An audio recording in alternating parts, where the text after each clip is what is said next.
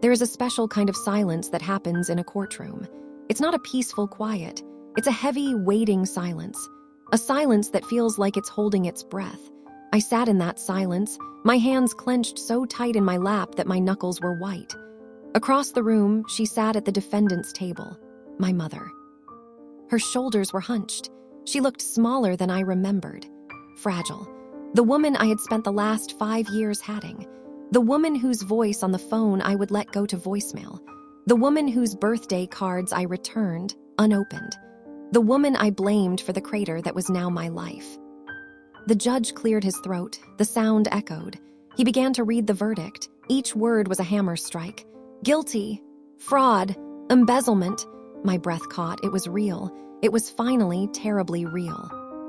But then he said something else. He mentioned the amount of money, a number. It was a large number, a shocking number.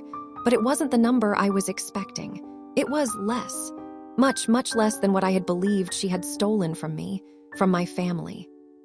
A confused frown creased my forehead. I looked at her. And for the first time in all those years of anger, she turned her head and looked right at me. There were no tears in her eyes, just a deep, unbearable sadness. And then she did something I will never forget. She looked at me and she silently mouthed 2 words. Just 2. Then she turned back to face the judge, accepting her fate. The words she shaped with her lips were, "I'm sorry." But that's not what shattered me. It was the look in her eyes as she said it. It wasn't the apology of a thief caught in the act. It was the look of a mother who was carrying a secret too heavy to hold any longer. In that instant, the solid ground of my hatred cracked. A terrible, dizzying doubt rushed in. What if I was wrong? What if the story I had told myself, the story that had fueled my anger for so long, was not the whole truth? This is the story of that hatred, and it is the story of the day I learned why she lied. This is a story about how the deepest betrayal can sometimes be the greatest protection, and how a mother's love can wear the most disguising, the most misunderstood of masks.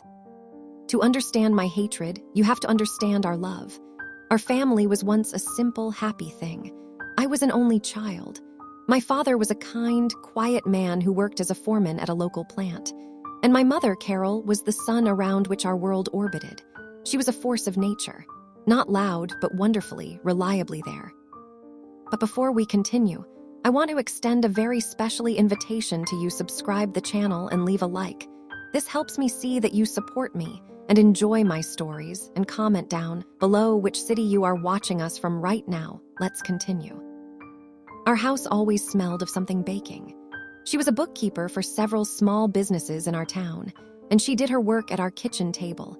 Ledgers and calculators spread out next to rolling pins and recipe cards. I remember sitting at that table, doing my homework, while she talked to clients on the old wall phone, her voice always patient, always professional. "Don't worry, Mr. Jenkins," she'd say, tapping her pencil. "We'll find that missing $10. It's probably just sitting in the wrong column." She had a gift for making order out of chaos. She found lost money, balanced unbalanced books, and brought peace to stressed out small business owners. She was the fixer. My father adored her. He'd come home, tired from a long day, and his eyes would find her at the sink or the stove, and he'd just smile. A quiet, contented smile. They'd dance sometimes in the kitchen to no music at all, just the hum of the refrigerator. It was a safe, warm love, the kind you think will last forever. I followed in her footsteps in a way. I loved numbers too, the clean logic of them. While my friends dreamed of being artists or pilots, I dreamed of spreadsheets and financial statements. She was my first teacher. She showed me how a balance sheet should balance. She taught me that integrity wasn't just a word. It was a decimal point in the right place, a receipt saved, a truth told in black and red ink. Money, she would tell me, wiping flour from her hands onto her apron, is just a tool. It's not good or bad, but how you handle it, that tells people everything about your character. Always be the person the numbers can trust. I carried that lesson with me to college, to my first job, and into my own marriage. I married David, a warm-hearted engineer who shared my love for quiet weekends and planned budgets. We saved carefully. We dreamed of a house with a big backyard, of 2 children, maybe 3. We were pragmatic. We were careful. We were, I thought, unshakable. When our daughter, Lily, was born, my mother's joy knew no bounds. She became Nana Carol, the baby whisperer, the maker of magical raspberry pancakes, the reader of endless bedtime stories. She and my father would drive up every other weekend, their car packed with homemade pies and hand-knit sweaters. Then my father passed away. It was sudden. A heart attack one quiet Tuesday evening. The light in my mother's eyes dimmed. The house that always smelled of cookies now just smelled still. She was lost without him. David and I urged her to sell the house to move closer to us, but she refused. That house, she said, was full of him. She wasn't ready to let go. A year after Dad died, she called me. Her voice was bright, too bright. "I've met someone," she said, "a man named Robert. He was a consultant, charming, well-traveled. He had swept into her life and, according to her, was helping her live again." David and I were cautiously happy for her. She deserved joy. Robert was smooth. He had a smile for everyone, a story for every occasion. He talked big about investments, about market opportunities. He'd pat my shoulder and say, "You're a sharp one with your mother's head for numbers. Together, we could build something real for this family." I felt a twinge of unease. It was in the way his eyes never quite rested when he talked about money. It was in the vague answers he gave to direct questions. But my mother was glowing. She looked younger. She laughed again. So I silenced my doubts. I told myself I was just being protective, maybe even a little jealous that someone else was making her happy. When David and I finally found our dream house, a fixer-upper with that big backyard, we were a little short on the down payment. It was just a temporary gap. A bonus David was due in 3 months would cover it. We mentioned it in passing over a family dinner.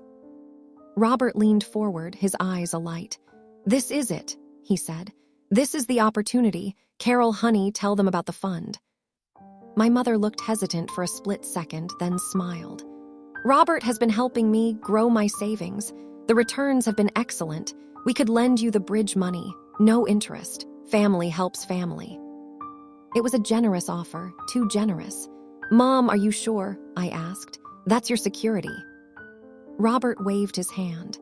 "It's sitting in a liquid asset fund. We can pull it, no penalty. It's what your dad would have wanted." He mentioned my father. That sealed it for my mother. Her eyes softened. "Let me do this," she said, taking my hand. "Let me help build your future." We signed a simple promissory note.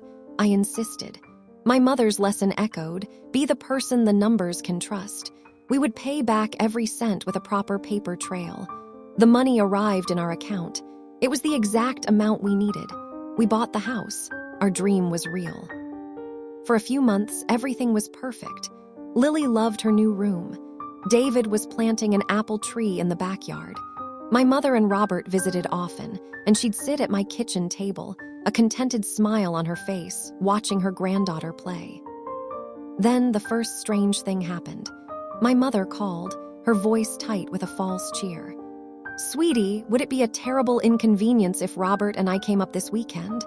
Our water heater is acting up." "Of course," I said. "Is everything okay?" "Everything's fine," she said too quickly. "Just old house things." They came. Robert was quieter than usual. My mother's smile seemed painted on. I pushed my unease down. I was being paranoid. The crack in my world was about to become a chasm.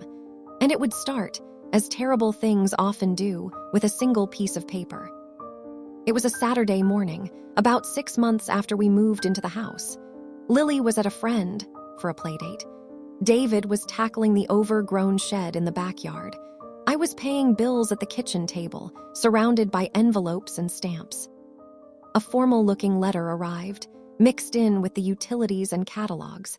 It was from a financial institution I didn't recognize. The address was for my mother's house. "Occupant," it said. It must have been misdelivered by the post office. I almost set it aside to give to her later, but something made me stop. The return address label had a logo and a name, Safe Harbor Capital Management. Robert had mentioned Safe Harbor. He said it was the firm handling my mother's liquid asset fund. My professional curiosity prickled. This looked like a statement. I knew I shouldn't open it. It was private. but a cold finger of dread was tracing my spine. The water heater story, my mother's strained smiles, Robert's sudden quietness. The pieces were there, but I couldn't see the picture. My hands were steady as I slid a knife under the flap. I told myself I was just checking for her, making sure it wasn't something urgent. The paper unfolded. It was a quarterly investment statement for an account in the name of Carol Johnson, my mother. My eyes scanned the columns. Account value. I found the number. My breath hitched. It was a fraction of what she had lent us. A tiny, frightening fraction. According to this, most of her savings were gone. But that wasn't the worst part. I looked at the transaction history, and there it was. A single, massive withdrawal, dated the week before she gave us the money for the house. The amount was identical to the loan. My heart hammered against my ribs. This wasn't a withdrawal from a liquid fund. This was a liquidation. She hadn't lent us money from an investment. She had emptied her core savings account. She had given us her security, all of it. The room felt airless. Why would she lie? Why call it a fund with returns? Why not just tell us she was giving us her life savings? Then I saw the line item at the bottom. A fee. A substantial, alarming fee for early account termination. She had paid a penalty to get that money out. A penalty Robert must have known about. A hot, sour wave of betrayal washed over me. Not just at my mother, but at Robert. He had let her do this. He had probably encouraged it. And she had lied to me. She had sat at this very table and looked me in the eye and spoken about returns and liquid assets. She had used the language she taught me to weave a fiction. Just then, my phone buzzed. It was a text from my mother. Thinking of you all, can't wait for Lily's recital next week. Love you. The cheerful words felt like a slap. I stared at them, my vision blurring. The love in that message felt like a lie, too. It felt manipulative, a cover for the secret she was keeping. I didn't confront her. Not then. I was too angry, too confused. I needed to understand. I started watching, listening. When they visited, I watched Robert. He had a new watch. He mentioned a quick golf trip to a fancy resort. He talked about a sure-thing investment he was putting money into. My mother would laugh, but it didn't reach her eyes. She'd changed the subject to Lily's school project. The next time I was at her house alone, I did something I'm not proud of. I went into her home office, the desk where she used to balance the books for Mr. Jenkins. It was tidy, but buried under a stack of Robert's papers. I saw brochures for luxury cars, printouts for investment opportunities in overseas mining. It all smelled of risk and desperation. And I saw envelopes, past due notices for her credit card, for the utilities. The truth was crashing down on me. Robert was bleeding her dry, and she was letting him. She had given us her last real security, and now she was sinking. The confrontation finally happened after Lily's piano recital. She had played a choppy but heartfelt "Twinkle, Twinkle." We were all in our backyard, having cake. Robert was holding forth on the real estate market. I couldn't take it anymore. I pulled my mother aside into the kitchen. "Mom," I said, my voice low and trembling. "I got a statement from Safe Harbor. It came to my house by mistake." Her face went pale. All the color drained away, leaving her looking old and frail. "Oh," she whispered. "You emptied your account. You paid a penalty. You gave us everything." The words tumbled out, sharp and accusing. "Why did you lie? Why didn't you just tell us?" She reached for me, but I stepped back. Her hand fell to her side. "Sweetheart, I wanted to help you. You and David, you needed the house for Lily." "We could have waited," I hissed, trying to keep my voice down. "We had a plan. You taught me to have a plan. You taught me to be honest. And you lied to me. You and Robert and his stories." "Don't blame Robert," she said quickly, too quickly. "This was my decision, my choice. To lie to your own daughter. To protect you," she said, her voice breaking. "Protect me from what? From the truth. From knowing you were making a terrible mistake with a con man." The words hung in the air, cruel and final. Her eyes filled with tears. "He's not a con man. He's had some bad luck. We're working through it." "With what money, Mom?" I asked, the anger turning cold. "You have none left. I saw the bills on your desk." Shame flooded her features. It was the confirmation I didn't want to see. She looked at the floor. "I'll fix it. I just need a little time." "How?" I demanded. "By cooking the books for someone else. By becoming the person you taught me never to be." It was the lowest blow I could have struck. I saw her physically flinch as if I'd hit her. The warmth, the sun that was my mother, seemed to flicker and go out in her eyes. They went flat, defeated. "You don't understand," she said, her voice a hollow monotone. "You can't understand." "Then make me understand," I pleaded, but the plea was wrapped in anger. She just shook her head, turned, and walked out of the kitchen. She collected Robert, making a flimsy excuse about a headache. They left. The happy family gathering was over. That was the beginning of the long cold. I called her, but our conversations were short, tense. I offered to give the money back to sell the house. She refused vehemently. "It's yours," she'd say. "It's done." I asked about Robert, about the bills. She'd shut down. "I have it under control." But she didn't. The calls started coming to me, collection agencies, creditors. They were looking for Carol Johnson. They were looking for Robert. They said there were unpaid debts, defaults on loans I never knew existed. Each call was a nail in the coffin of our relationship. My anger hardened into a permanent, cold stone in my chest. She wasn't just a victim, she was an accomplice to her own ruin. And she had dragged me into it by making me a recipient of stolen security. I felt complicit. I felt dirty. The final straw was a certified letter. It was from a law firm informing me that as a beneficiary of funds, I might be contacted regarding a civil suit against Robert and my mother. Allegations of fraud, misappropriation. That was it. The professional world, the world of numbers and integrity she had introduced me to, was now branding her a criminal, and it was splashing onto me. I called her. I didn't say hello. "I got a letter from lawyers, Mom. Fraud. They're saying fraud." Silence on the other end. "Is it true?" My voice was ice. "It's complicated," she whispered. "Complicated?" I laughed, a bitter, horrible sound. "You lied about the money. You're drowning in debt because of that man. And now there are lawyers. You've destroyed everything. Everything you and Dad built. Everything you taught me."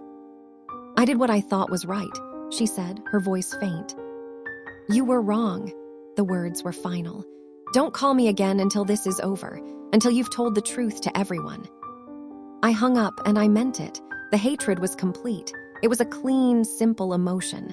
She had chosen Robert. She had chosen lies. She had chosen to break every principle she ever gave me. She was no longer my mother. She was a cautionary tale. I blocked her number. I returned her letters. I told David to handle any communication. I built a wall, brick by bitter brick. And behind that wall, I tried to live my life, in the house bought with the money that had cost me my mother. The knock on the door a year later was insistent. It was a Tuesday evening. David was working late. Lily was in her room. I was folding laundry, the mindless task a comfort. I wasn't expecting anyone. I looked through the peephole. A man and a woman in sober suits stood on my porch. They had the official, patient look of people who are paid to deliver bad news. My first ridiculous thought was, more lawyers. My stomach twisted. Hadn't we been through enough? The civil suit had been settled quietly months ago. We'd heard nothing since. I opened the door, my face a mask of wary politeness. "Can I help you?" "Are you Catherine Miller?" the woman asked. She showed me a badge, not a lawyer, a detective, the local police. The stone of hatred in my chest grew heavier, colder. "Yes, what's this about?" "May we come in?" The man asked, his voice gentle. That gentleness scared me more than anything. I led them to the living room. They didn't sit.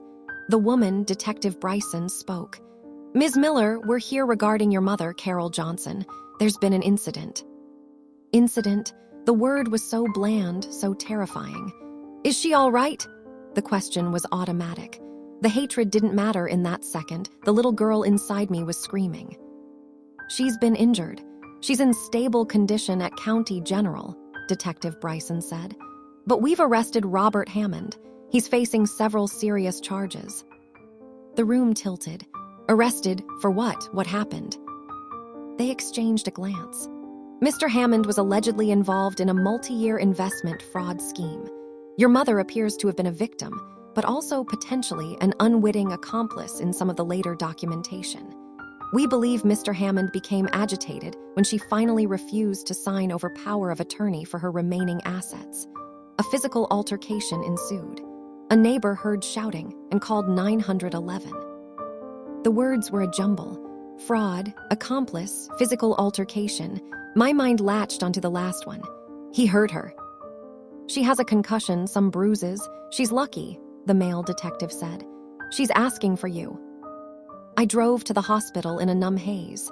The hatred was still there, but it was now mixed with a dizzying, nauseating fear. The image of Robert, the charming smile, twisted into rage, hurting her, my mother. I found her room.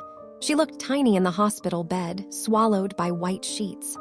Her face was pale, a purple bruise blooming on her temple. Her eyes were closed. Wires and tubes connected her to beeping machines. The sight knocked the air from my lungs. This frail, broken woman was the villain of my story. She was also my mom. The mom who kissed skinned knees.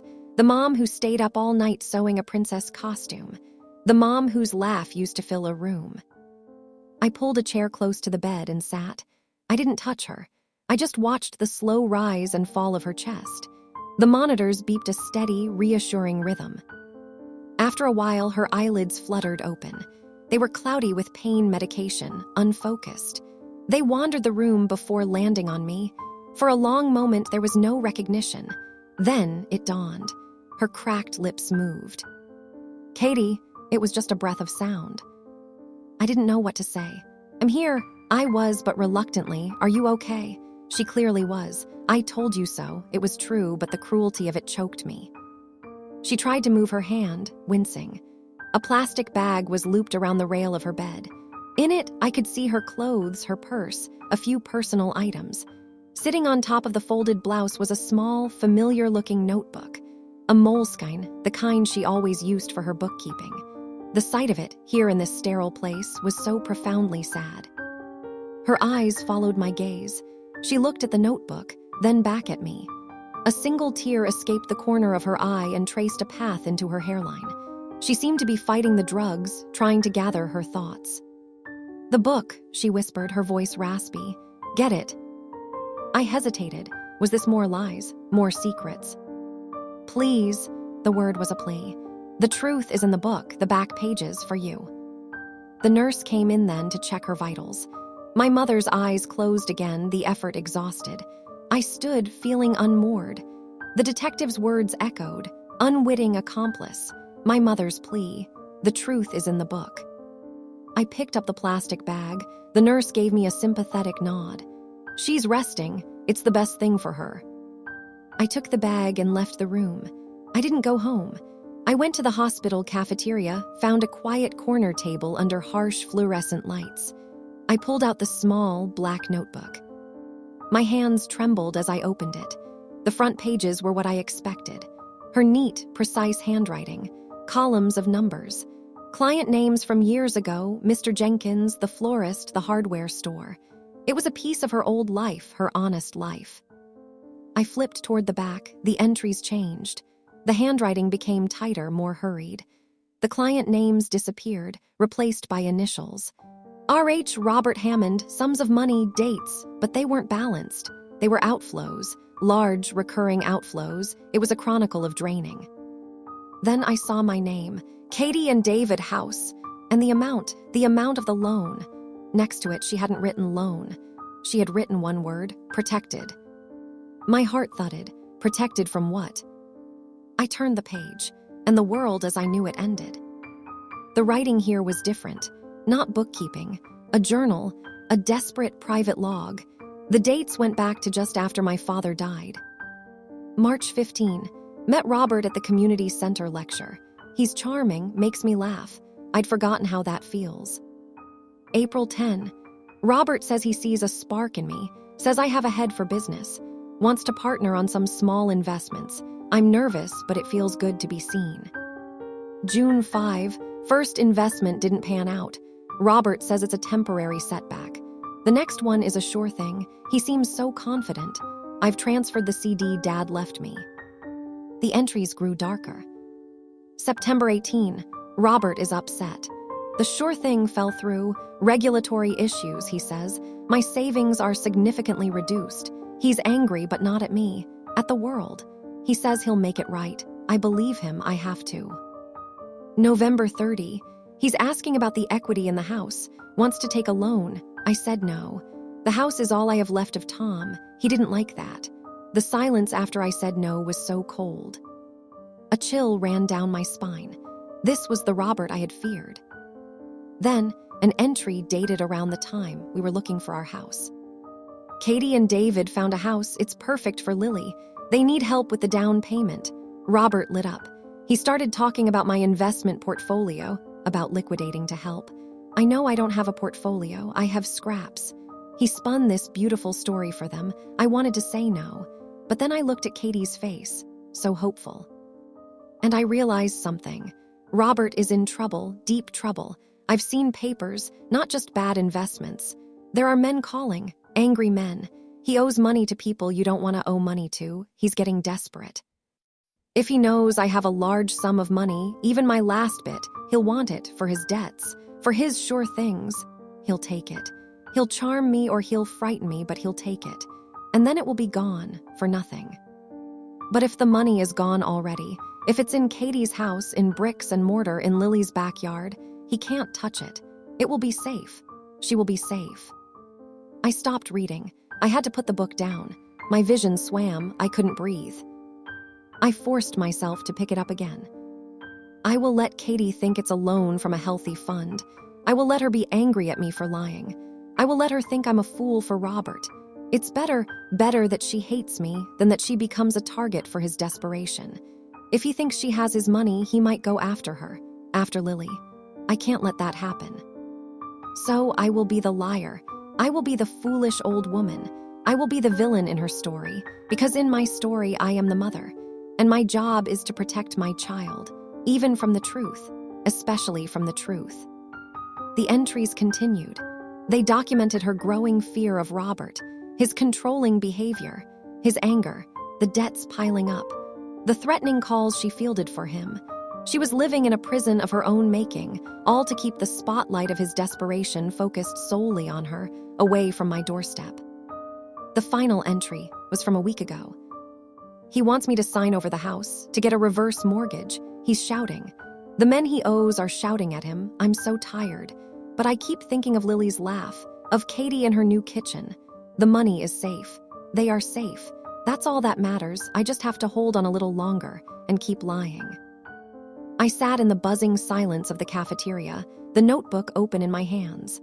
The cold stone of hatred in my chest didn't melt. It shattered into a million piercing shards of grief, regret, and a love so vast, so self-sacrificial that I could barely comprehend it. She hadn't chosen Robert over me. She had used Robert as a shield for me. She hadn't lied out of weakness.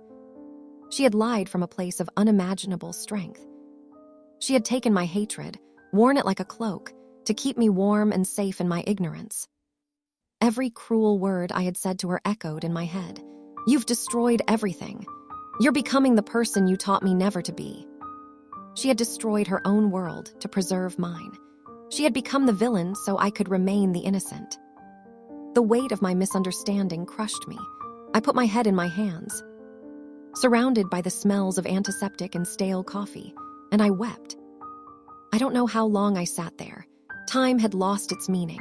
The narrative of my life for the past 5 years had been rewritten in the span of 15 minutes. The heroine was the villain was the martyr, and I was the blind, angry audience booing the wrong character. I wiped my face, took a deep, shuddering breath, and went back to her room. The hallway seemed longer, the lights brighter. I felt raw, exposed. I pushed the door open slowly. She was awake, staring at the ceiling. She turned her head as I entered. Her eyes were clearer now, but filled with a deep, weary apprehension. She was waiting for my verdict, after the truth. I walked to the bed. I didn't have any words. What could possibly be enough? I reached out and took her hand. Her skin was cool, her fingers fragile. She flinched at first, as if expecting a blow, then her grip tightened weakly around mine. I looked into her eyes, hoping she could see everything I couldn't say. The apology, the shame, the dawning, awestruck understanding. "I read it," I whispered, my voice thick. A single tear rolled down her cheek. She closed her eyes, a small sigh escaping her. It sounded like relief, like a soldier finally standing down after a long, brutal war. "I'm so sorry, Mom." The words were a broken thing. "I'm so sorry." She shook her head slowly on the pillow. "No," she breathed. "No apologies, it worked. You were safe. That's all I wanted." "You were alone," I cried, the guilt of physical ache. "You were so alone, and I made it worse. I abandoned you." "You did exactly what I needed you to do," she said, her voice gaining a sliver of strength. "You hated me. You cut me off. Robert believed it. The people he was involved with, they believed it. They saw a greedy old woman who'd been cut off by her sensible daughter. They saw a dead end. They never looked your way, not once." She had orchestrated it all. My anger, my rejection, had been a key part of her protective scheme, and I had played my role perfectly. The detectives came back the next day. With my mother's permission, I gave them the notebook. It became a crucial piece of evidence, not just against Robert, but for my mother. It painted the picture of a coerced, terrified victim, consciously manipulating perceptions to protect her family. The unwitting accomplice narrative began to shift. The road to the courtroom was long. There were lawyers, more statements, painful interviews. My mother was charged with misdemeanor fraud related to some of the documents Robert had forced her to sign under duress. The felony charges were dropped. Robert faced a litany of charges: assault, fraud, coercion. Through it all, I was by her side, not as a dutiful daughter, but as a penitent. I brought her home from the hospital to my home, to the house her sacrifice had built. David, who had read the journal and wept himself, welcomed her with a hug that said everything. Lily, now older and confused but adaptable, was just happy Nana was coming to stay. The first few weeks were quiet. She was physically healing, but the emotional and psychological wounds were deep. She moved through our home like a ghost, hesitant, as if she didn't deserve the space. She'd look at Lily playing in the backyard, and her eyes would fill with quiet tears. One evening, I found her at the kitchen table, staring at the wall. It was the same posture I remembered from my childhood, but now it was filled with sorrow, not purpose. "Mom," I said softly, sitting beside her. "I keep thinking about the numbers," she said, not looking at me. "All those columns. I spent my life making them balance, and in the end, my life was the most unbalanced ledger of all." I took her hand. "Let me help you balance it." The process of forgiveness was not a single moment. It was a daily practice. It was in the making of morning coffee for her. It was in watching old movies together in silence. It was in her teaching Lily how to make my father's favorite bread pudding. It was in the slow, painful conversations that happened in fragments. I told her about my hatred, the coldness of it, the way I had demonized her. She listened, absorbing my pain without flinching. "You were supposed to hate me," she'd say. "That was the point." "But I should have seen," I argue. "I should have known you wouldn't just." "How could you have known?" she'd reply. "I was a very good liar, I had to be." One day, we were in the garden. She was helping me weed. The sun was warm on our backs. She spoke, her voice almost casual. "You asked me once in the kitchen to make you understand. I couldn't, because the understanding would have put you in danger. Fear makes people do unpredictable things. I needed you to be predictable. I needed you to be safely, reliably angry and far away from me." I sat back on my heels, looking at her. "You were that scared of him." She met my gaze, and for the first time, I saw the full, unvarnished fear she had lived with. I wasn't scared of him hurting me, not at first. I was scared of him turning his gaze on you, on David, on Lily. I'd seen what that gaze could do. It could spin dreams, and then it could turn into something hungry. I became the only thing on his menu, Katie, so you wouldn't have to be. The trial was its own kind of agony. Sitting in that courtroom, holding her hand as Robert was led in.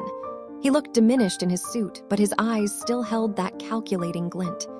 When he saw us sitting together, my arm around my mother's shoulders, a flicker of confusion, then rage, passed over his face.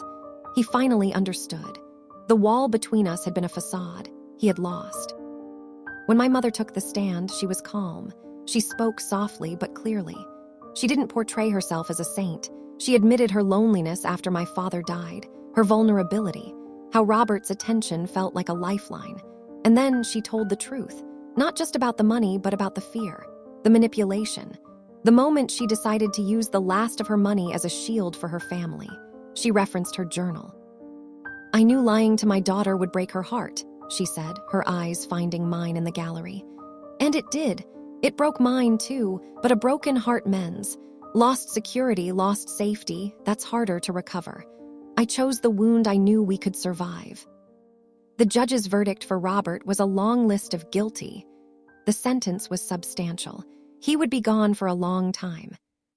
For my mother, the judge was remarkably lenient.